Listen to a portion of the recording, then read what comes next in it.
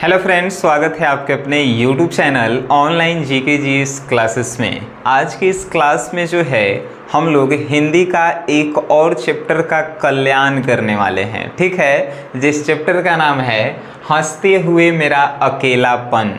और इस चैप्टर को इस प्रकार आपको पढ़ाया जाएगा कि अगर आप इस वीडियो को पूरा देखते हैं, सब्जेक्टिव ऑब्जेक्टिव आपके दिमाग में फिट हो जाएगा। समझ गए?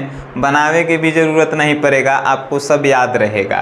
तो आप लोग देखते तो हैं नहीं, आप पहले ही कमेंट करेला स्टार्ट है कि नहीं। चलिए, तो हंसते हुए मेरे अकेलेपन का राइटर जो हैं मलयज हैं। अब मलयज को याद कैसे करेंगे? तो हंसते हुए मैं अकेले अपना मल निकालता हूँ। सब कोई अपन हंसते हुए मल निकालता है, सब याद करे कि ट्रिक है। हंसते हुए मेरा अकेलापन के राइटर मलयज, हंसते हुए मेरा अकेलापन के राइटर मलयज हो गए। ठीक है, अब जो है इनका जन्म कब हुआ था? तो 1935 में जो है इनका जन्म हुआ था। अब कहेंगे कि सर आप डेट काहे नहीं लिखेंगे? काहे नहीं लिखे हैं? तो जो है किताब में भी डेट नहीं दिया गया है और गूगल पे भी सर्च मारे हैं तो उसमें भी जो है इनका डेट नहीं दिया गया है। तो किताबें में जब नहीं दिले है तो डेट पूछेगा नहीं, सिंपल सी बात है। और हम नीला आसान है कि नहीं। जन्म कब हुआ था? तो 1935 में हुआ था। मृत्यु कब हुआ था? तो 26 अप्रैल 1982 में। ठीक है, हंसते हुए मेरे अकेलेपन के राइटर कौन है? मलयज, जिनका जन्म 1935 में, निधन 28 अप्रैल 1982 में। जन्म कहाँ पे हुआ था? तो महुई आजमगढ़ यूपी में हुआ था। कहाँ? तो महुई आजमगढ़ यूपी में हुआ था। ठीक है, कितना आसान है कि म से मलयज, और मलयज के जन्म कहाँ? महुई में। म से महुई, म से मलयज, है कि नहीं। चलिए आइए, मूल नाम इनका भरत जी श्रीवास्तव था। जैसे कि आदमी के दो गो नाम होता है, एगो डॉक्यूमेंट पे दूसर होता है और उसके बाद घरे आदमी दूसर रखता है। तो उसी प्रकार ये मलयज जी का जो है मूल नाम यानी कि रियल नाम जो था भरत जी श्रीवास्तव था, लेकिन ऐसे मलयज जी ने कहते थे, है कि नहीं। चलिए आगे, इनके माता जी का नाम जो है प्रभावती देवी और इनके पिताजी का नाम जो है त्रिलोकीनाथ वर्मा था। माता जी का नाम प्रभावती देवी, पिताजी के नाम त्रिलोकीनाथ वर्मा। इनकी शिक्षा जो है एमए जो है इन्होंने इलाहाबाद यूनिवर्सिटी से किया, जो कहाँ है? यूपी में है। ये इनका जो शिक्षा लास्ट एमए जो हुआ वो इलाहाबाद यूनिवर्सिटी से हुआ और जो यूपी में है। ये वो जो है बात याद रखिएगा जो आपसे बहुते पूछता है ऑब्जेक्टिव में कि मलयज जी को जो है कौन से रोग हुआ था, यानी कि मलयज जी कौन से रोग से ग्रसित थे। तो छात्र जीवन में मलयज जी जो थे क्षय रोग से ग्रसित थे। क्षय मतलब जो टीबी होता है, टीबी रोग, उसी से जो है ये छात्र जीवन में यानी जब शिक्षा ग्रहण कर रहे थे उसी समय इनको यह रोग हो गया था, जिसके कारण बहुत ज़्यादा चिंतित रहते थे। दवाई पे जो है इनका जीवन बीत रहा था। ठीक है, तो छात्र जीवन में क्षय रोग। आपसे क्वेश्चन पूछेगा कि मलयज जी किस रोग से ग्रसित थे? तो क्षय रोग से, टीबी जेकरा इंग्लिश में कहा जाता है। चलिए, इनकी वृत्ति मतलब कि इन्होंने कौन सा बड़ा सा कार्य किया?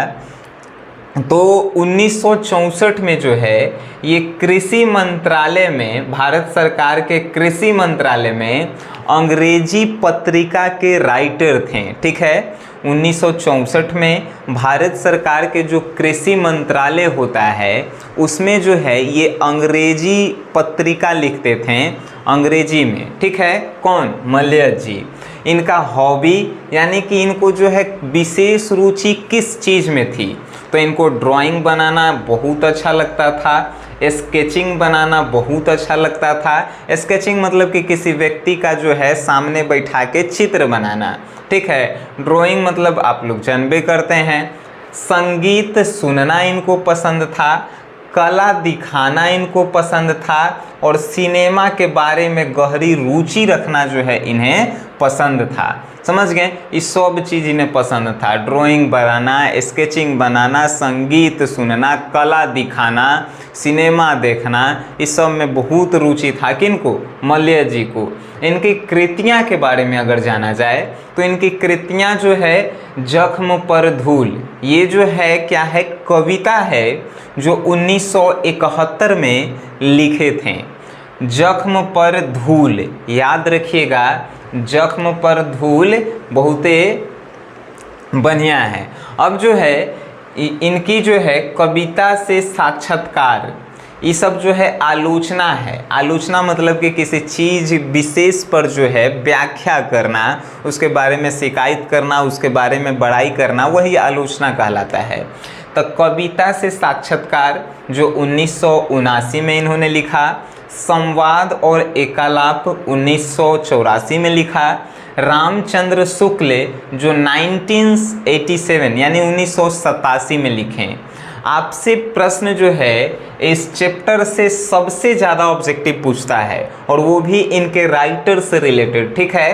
तो इस सब के तनी दिमाग में आप फिट कीजिएगा, बहुत ही आसान है। जैसे कि हम आपको बता देते हैं, हंसते हुए मेरा अकेलापन के राइटर मलयज, जिनका जन्म जो है 1935 में, मृत्यु 28 अप्रैल 1982 में, शिक्षा इन्होंने एमए किया इलाहाबाद यूनिवर्सिटी यूपी से, जन्म स्थान जो है महुई आजमगढ़ उत्तर प्रदेश में हुआ था।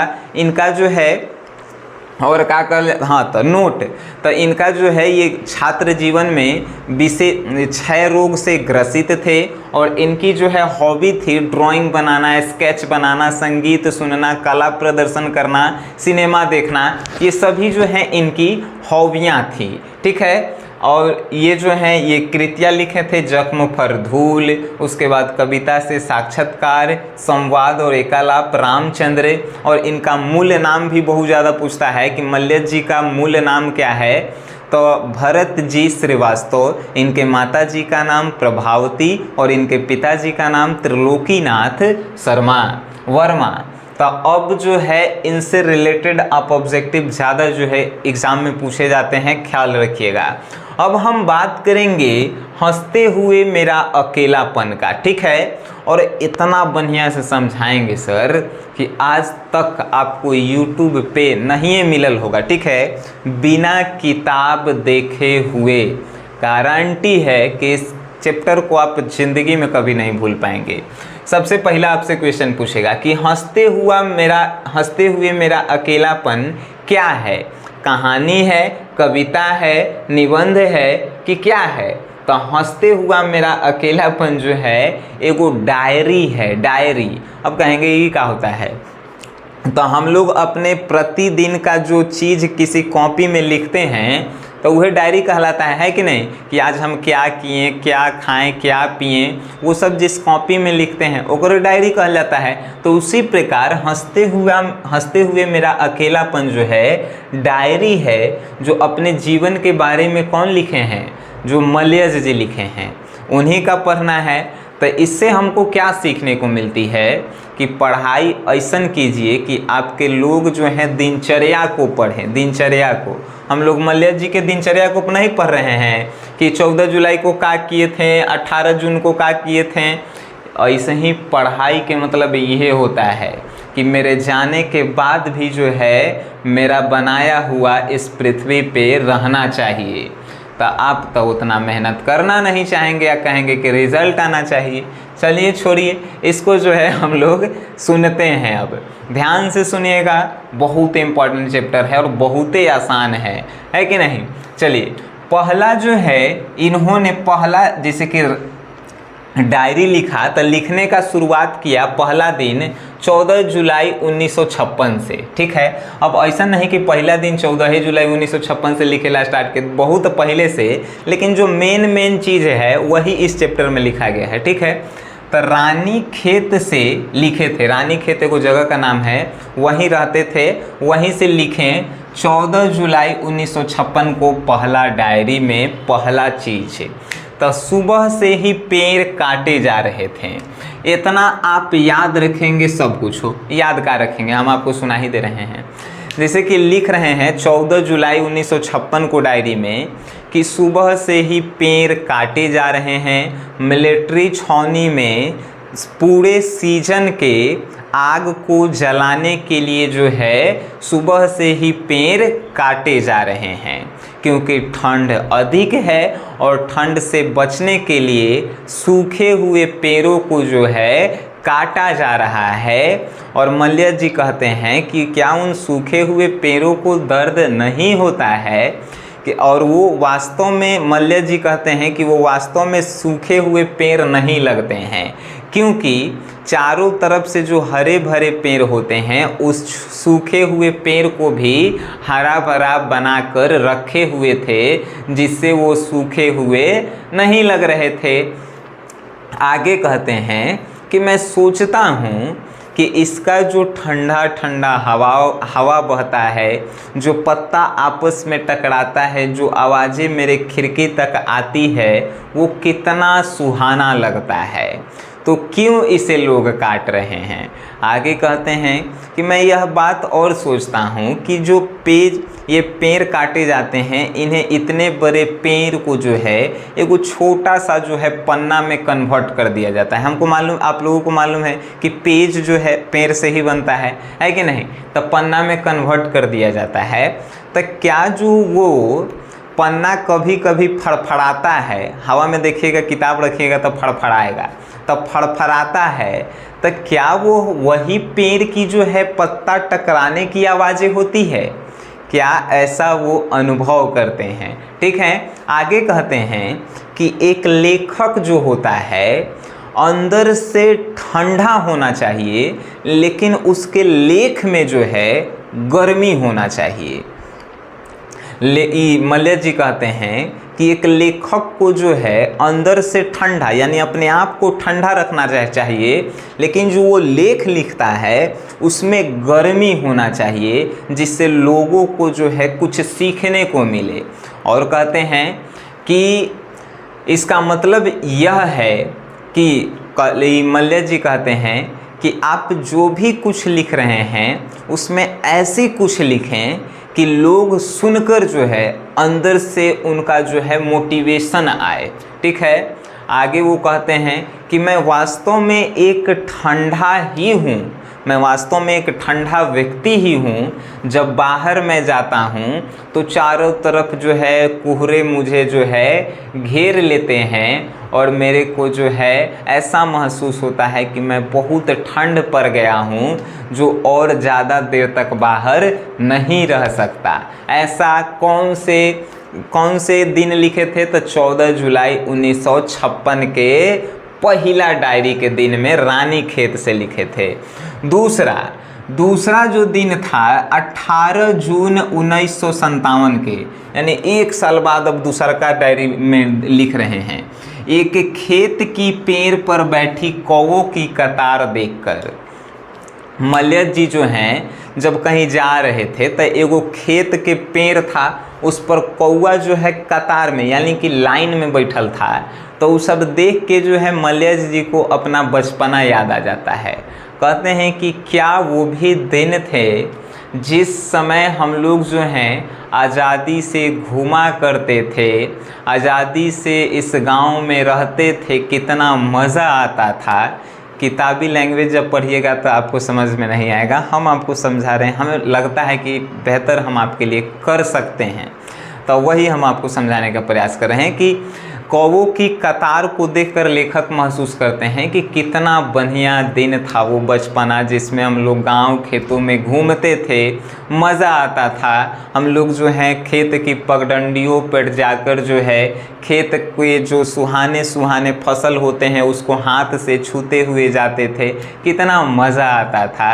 लेकिन आज ये धरती में कैसी महक है, इन हवाओं में कैसी महक है कि बिन फसल जैसे ही होता है उसका ऊपर वाला भाग जो है जो उसका अनुभव होता है वो उखड़ कर बाहर चला जाता है और ये कौवों की का कहें यानी कि ये पक्षियों की का कहें, ये लोग और जो है फसल को बर्बाद कर देता है सब। ये कब कहें तो 18 जून 1957 के दूसरा डायरी के दिन में कहें, ठीक है। अब तीसरा लिखते हैं 4 जुलाई 1962 को। ये कहाँ से लिखे तो कौसानी से लिखे, कौसानी स्थान पे थे वहीं से लिखे। 4 जुलाई 1962 को आज भी कोई चिट्ठी नहीं आई। जैसे कि इस दिन के जो डायरी में लिखा हुआ है उसमें लेखक कहते हैं कि आज भी कोई चिट्ठी नहीं आई। मैं सुबह से इंतज़ार करते करते दोपहर हो गया, मुझे इतना भी नहीं पता कि मैं जाकर जो हूँ पोस्ट ऑफिस में पूछ सकूँ कि आज भी जो है चिट्ठी क्यों नहीं आई, ठीक है। और कहते हैं ये कि क्या मैं इतना बोर हूँ, यानी कि वो अपने आप को कहते हैं कि क्या मैं इतना जो हूँ बोर आदमी हूँ कि पोस्ट ऑफिस में जो है 11 वो पेड़ जो देवदार के जो पेड़ लगे हुए हैं उसको मैं कभी कभी सोचता हूँ कि ये 11 काहे है, 10 काहे नहीं है और 12 काहे नहीं है, ये 11 काहे है। रियल में जब किसी व्यक्ति के पास काम नहीं रहता है तो देखिएगा वो चाऊ के एक ही को दाना के गिने लगता है, काहे कि उसके पास काम नहीं है। तो लेखक वही कह रहे हैं कि सुबह से चिट्ठी का इंतज़ार करते करते जो है दोपहर हो गया, अभी तक चिट्ठी नहीं आया। मैं पोस्ट ऑफिस भी जाकर जो हूँ पूछ नहीं सकता। ऐसा क्या मैं इतना बोर हो गया हूँ, और इतना बोर हो गया हूँ कि मैं कभी कभी सोचता हूँ कि वो पोस्ट ऑफिस में जो है 11 गो देवदार के पेड़ काहे है, 10 गो काहे नहीं है, 12 गो काहे नहीं है। लेखक अपने आप को कोसते हैं कि मैं बहुत ज़्यादा जो हूँ निकम्मा हो गया हूँ, ठीक है, ऐसा कहते हैं। अब जो है एक दिन बाद यानी 5 जुलाई को फिर लिखते हैं कि सूचना केंद्र में एक अधेड़ व्यक्ति से उनकी मुलाकात होती है। सूचना केंद्र कहे का मतलब कि कोई भी गांव या शहर में वो ऐसा जगह होता है जहां पे आप जाकर कुछ सूचना को जो है पा सकते हैं, यानी किसी भी चीज़ से रिलेटेड जो सूचना होता है। जैसे मान के चलिए कि आपको जो है जानना है कि खेती कैसे किया जाता है, तो ब्लॉक में जाइए, वहां से आपको बताया जाएगा कि खेती में क्या क्या उपयोग करना है, क्या क्या नहीं। तो उसी प्रकार के सूचना केंद्र पे जाते हैं। तो सूचना केंद्र पे जो है 5 जुलाई 1962 को जो है एक व्यक्ति से मुलाकात होती है जो अधेड़ व्यक्ति होता है। अधेड़ कहे का मतलब कि ना ज़्यादा बूढ़ा और ना ज़्यादा जो है जवान। तो अधेड़ व्यक्ति से मुलाकात होता है जो अपने चारों तरफ व्यक्तियों को जुटाकर और उसको अपनी लिखी हुई किताबों के बारे में बताता है। तो उस व्यक्ति को से जो है ये भी जाता है लेखक, तो वहाँ पे खड़ा होकर सुनने लगता है। तो कुछ देर बाद सभी व्यक्ति चले जाते हैं। तो लेखक जो है उनसे उनका नाम पूछता है। तो नाम बताते हैं कि बद्रनाथ ठाकुर। तो बद्रनाथ जब ठाकुर बताते हैं तो लेखक को लगता है कि कहीं ना कहीं यह नाम हम सुने हैं, इस नाम से हम अपरिचित तो नहीं हैं, इनको हम जानते हैं। और कैसे जानते हैं तो शमशेर जी के यहाँ जब ये गए थे तो उनके यहाँ इस नाम से जो है बुक रखा हुआ था, तो उसी के तहत जो है जानते हैं। तो अब जब लेखक को जानते हैं तो लेखक से जो है बातचीत करने लगे, और जो लेखक जो है उस व्यक्ति से बातचीत करने लगा, और वह व्यक्ति भी जो है लेखक को अपना छात्र समझ के बहुत सारा बातें बताने लगा कि हमार किताब जो है बड़ा बड़ा आदमी पढ़ता है, सब सेक्रेटरी लोग जो है ख़रीद कर ले जाता है, सब मांग कर ले जाता है, सब बहुत सारे कॉलेजों में मेरा किताब पढ़ा जाता है। वो आदमी जो है किसको, लेखक को बताने लगा। तो ऐसे ही बातें करते करते जो है शाम के 7:15 बज गए। जब इतना टाइम हो गया तो लेखक कहा उस व्यक्ति से, उस अधेड़ व्यक्ति से कि मुझे अब जाने का जो है समय हो गया है। जाने का जब समय हो गया है तो वहाँ से जब आता है तो उसी दिन 5 जुलाई 1962 को ही नेगी परिवार के साथ जो है 1 से 1.5 घंटा लेखक बिताता है। नेगी परिवार कौन है? तो लेखक जिस रूम में रह रहा है कौसानी में, वो उसका मालिक है, यानी कि जो है लेखक जहाँ पे रह रहा है रूम रेंट में, उसका जो है वो मालिक है नेगी परिवार। तो नेगी परिवार से जो है इसका घुल मिल गया रहता है, तो वहीं पे जाके जो है बातें करता है, और वहाँ पे वो जो है सबसे बूढ़ी व्यक्ति का जो है लेखक स्केच बना के जो है उसको देता है, तो सबके अच्छा लगता है। और लेखक जो है संगीत रेडियो से सुनते रहता है, तो सुनने के क्रम में ही जो है उस परिवार के लोग वाले जो हैं लेखक के लिए नाश्ता व्यवस्था जो है प्रबंध करते हैं। तो लेखक भी जो है खुश हो जाता है कि काश पहले से अगर इस परिवार से हम घुलल मिलल रहते हैं तो आज जो है हमें ये सुविधाएं डेली मिला करती, ऐसा लेखक सोचता है। लेकिन अब क्या करेंगे, अब तो 2-3 दिन बाद जो है जाना है, तो इसीलिए लेखक जो है इस बात का अफसोस रहता है। बाकी नेगी परिवार से जो है इसका घुल मिल जाना एक अपने परिवार की तरह होता है, ठीक है। उसके बाद आगे लिखता है कौसानी में ही 8 जुलाई 1962 को, यानी कि 3 दिन गैप करके फिर एगो लिखा कि एक कोमल सी हवा, कहता है लेखक कि एक कोमल सी हवा जब मेरे दरवाजे तक आती है तो वो हवा ना चाहते हुए भी हमें नींद यानी आंखें मेरी जो है मूंदने लगती है। यानी कि जब एगो लेखक के दरवाजा तक एगो कोमल और सुंदर हवा आता है, तो रियल सा बात है, अगर हमनियों के दरवाज़ा तक बहुत अच्छा हवा आएगा, ठंडा आएगा, तो हमनियों के सो जाएंगे। तो उसी तरह जो है लेखक भी कहता है कि एगो जो है कोमल सी हवाएं जब मेरे दरवाजे तक आती है तो मुझे जो है ना चाहते हुए भी मेरी आंखें जो है बंद होने लगती है, यानी नींद आने लगता है। एक और प्रश्न जो है हम आपको बताना चाहते हैं कि सूचना केंद्र में जो अधेड़ व्यक्ति मिला था, अगर आपसे पूछे कि यह जो है कैसा था, तो इसका गठा हुआ शरीर था, रंग सांवला था और लुंगी और जैकेट ये पहना हुआ था। ये भी प्रश्न आपसे पूछेगा, ठीक है, कि वो कैसा व्यक्ति था, तो अधेड़ व्यक्ति था, लुंगी जैकेट पहना हुआ था, रंग सांवला था, ये सब जो है लेखक बताता है। आगे दिल्ली में कितना दिन बाद 1962 से एक के बाद 1976 में 30 अगस्त 1976 में जो है फिर एगो डायरी में जो है कुछ लिखता है, और लिखता है कि सेब बेचती एक लड़की के बारे में, कि एक 6 से 7 साल की लड़की जो है सेब बेचती है, जेकर हाथ में इतना भी जान नहीं रहता है कि वो सेब को काट कर ग्राहक को चखा सके। सेब को काटने का बार बार प्रयास करती है, लेकिन सेब कटता नहीं है, और बाद में खिसला के हंसते हुए जो है लेखक को दे देती है, कहती कि लीजिए अपने से काट के जो है सेब चख लीजिए। लेखक जो है उस सेब के देख कर ही जान गया था कि ये सेब अच्छा है, ये सेब मीठा है। फिर भी जो है लेखक यह कहता है कि उस लड़की के बारे में अब लेखक कहता है कि ये 5-6 साल की लड़की में इतना समझ है कि ये किसी ग्राहक को अपने यहाँ से जाने नहीं देना चाहती है, कि ग्राहक को जो है संतुष्ट करने का हमेशा जो है ये प्रयास कर रही है, और जो उसके ठेले पे जो है सेब का ढेर हैं उसको जल्द से जल्द समाप्त करने का जो है ये प्रयास कर रही है। आगे जो है 10 मई 1978 को जो है एक और बात लिखते हैं 2 साल बाद, कि आदमी यथार्थ को जीता नहीं यथार्थ को रचता भी है। लेखक कह रहे हैं कि आदमी यथार्थ को जीता नहीं यथार्थ को रचता भी है। एक कहे के मतलब है कि लेखक कह रहा है कि जो हमने अपने बच्चों को जन्म दिया है वो हमने यथार्थ रचा है, यथार्थ रचा है, लेकिन वही बच्चे जब हम लोगों को छोड़कर चले जाते हैं, जब हम लोग दुख में होते हैं, तो हमको यथार्थ को जो है जीना पड़ता है कि नहीं।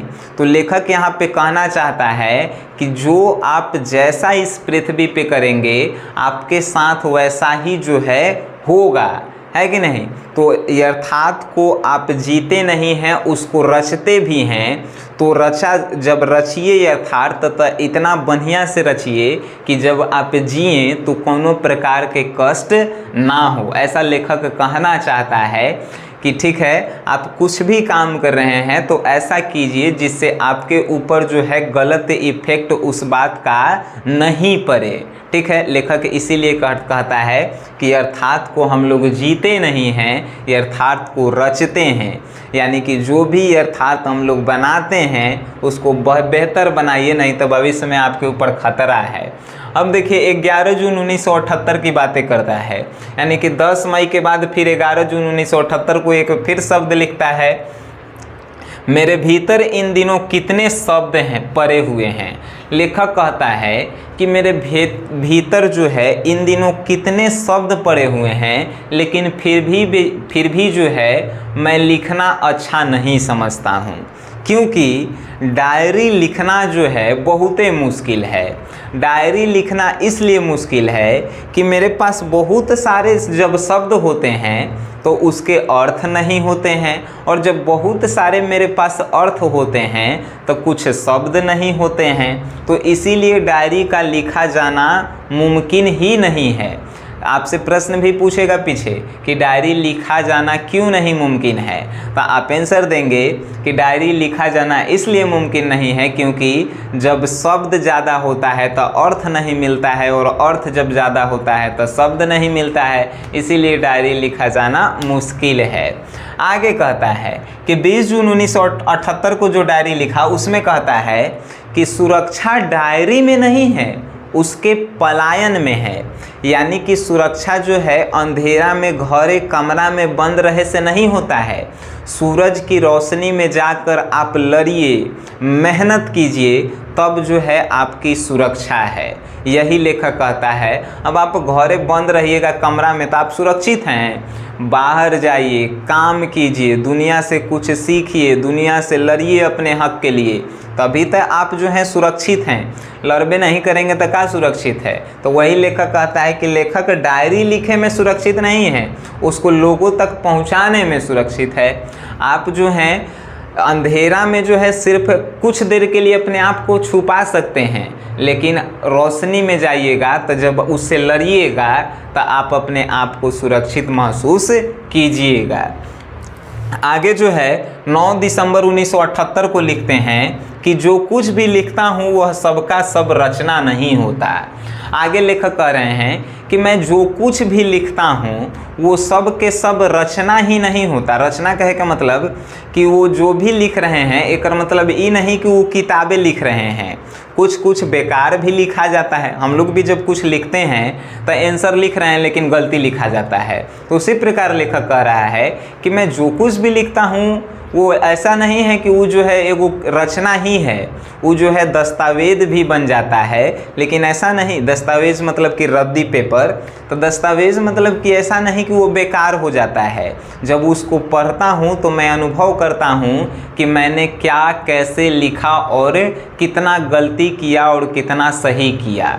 इसीलिए लेखक कहता है कि मैं जो कुछ भी लिखता हूँ वो रचना नहीं हूँ, वो रचना नहीं होता। हो सकता है वो दस्तावेज भी हो जाए, तो दस्तावेज मतलब रद्दी हो जाए, तो वो रद्दी को भी वो बर्बाद नहीं कहते हैं, कहते हैं कि ये दस्तावेज भी जो है कभी कभी हमें बहुत कुछ सिखाता है।